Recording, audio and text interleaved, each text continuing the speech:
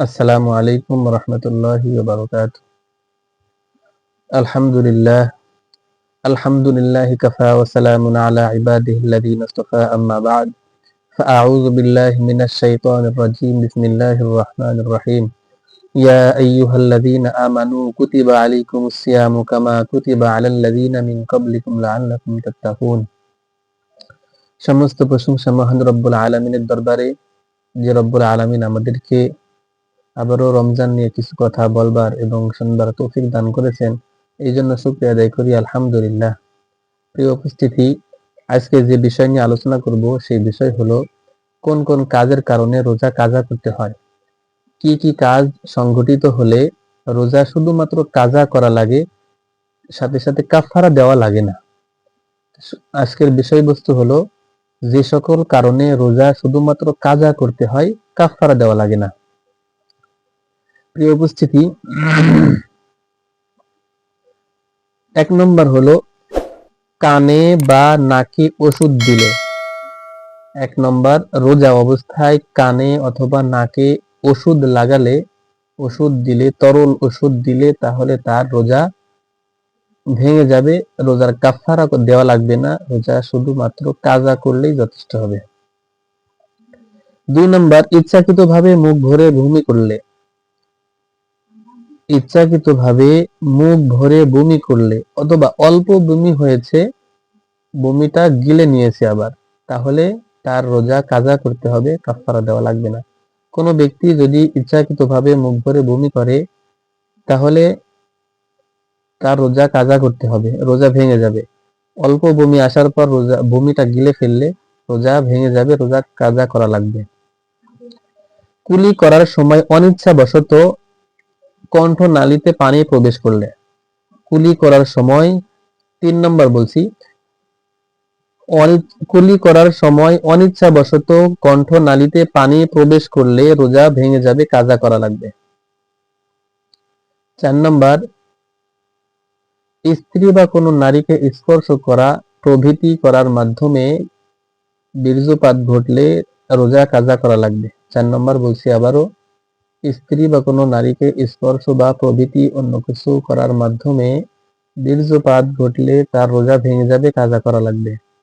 5 নম্বর, এমন কোনো জিনিস খেলে যা সাধারণত খাওয়া হয় না। এমন কোনো জিনিস খাওয়ার মাধ্যমে রোজা ভেঙে যাবে যা সাধারণত খাওয়া হয় না, যেমন কাঠ, লোহা, কাগজ, পাথর, মাটি, কয়লা ইত্যাদি। এই সকল বস্তু সাধারণত খাওয়া হয় না। যদি কোনো রোজাদার খেয়ে ফেলে তাহলে তার রোজা ভেঙে যাবে, কাজা করা লাগবে। 6 নম্বর, বিড়ি, সিগারেট অথবা হুক্কা খেলে রোজা ভেঙে যাবে, রোজা কাজা করা লাগবে। কোনো রোজাদার ব্যক্তি বিড়ি খেলে, বিড়ি অথবা সিগারেট অথবা হুক্কা সেবন করলে রোজা ভেঙে যাবে, কাজা করা লাগবে। 7 নম্বর, আগরবাতি প্রভৃতির ধোঁয়া ইচ্ছাকৃতভাবে নাকে অথবা হলকে প্রবেশ করলে। 7 নম্বর, আগরবাতি প্রভৃতি ধোঁয়া ইচ্ছাকৃতভাবে নাকে বা হলকে প্রবেশ করলে রোজা ভেঙে যাবে, কাজা করতে হবে সে রোজার। 8 নম্বর, ভুলে পানাহার করার পর রোজা ভেঙে গেছে বলে মনে করে ইচ্ছাকৃতভাবে পানাহার করলে রোজার কাজা দেওয়া লাগে, কাজা করা লাগবে। ভুলে কোনো কিছু খাওয়া বা পান করার পরে রোজা ভেঙে গেছে বলে মনে করে ইচ্ছাকৃতভাবে পানাহার করলে সেই রোজার কাজা করা লাগবে।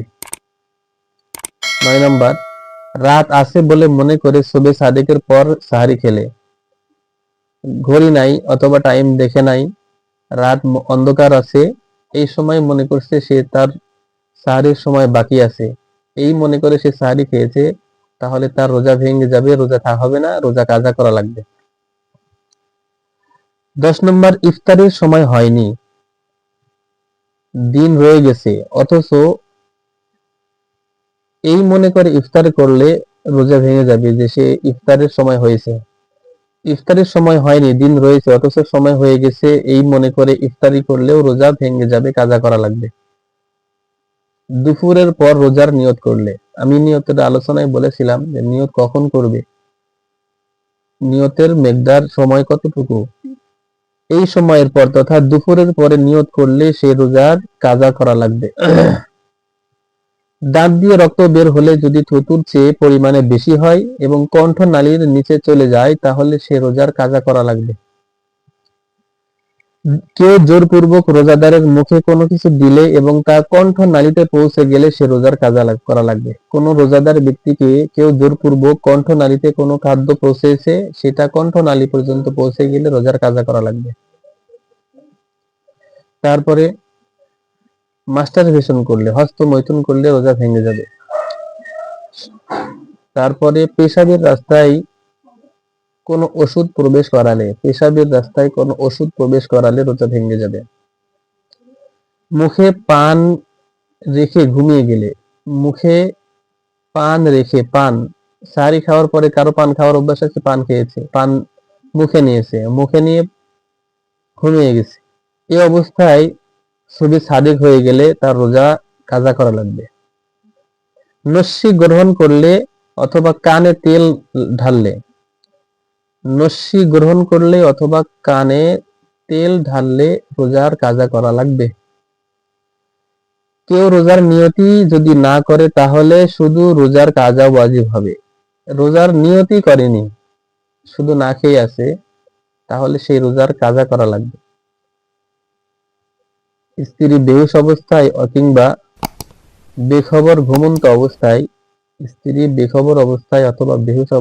ঘুমন্ত অবস্থায় তার সাথে মিলন করলে স্ত্রীর উপরে রোজা কাজা হবে। স্ত্রীর উপরে রোজার শুধু কাজা ওয়াজিব হবে। রমজান ব্যতীত অন্য নফল রোজা ভঙ্গ করলে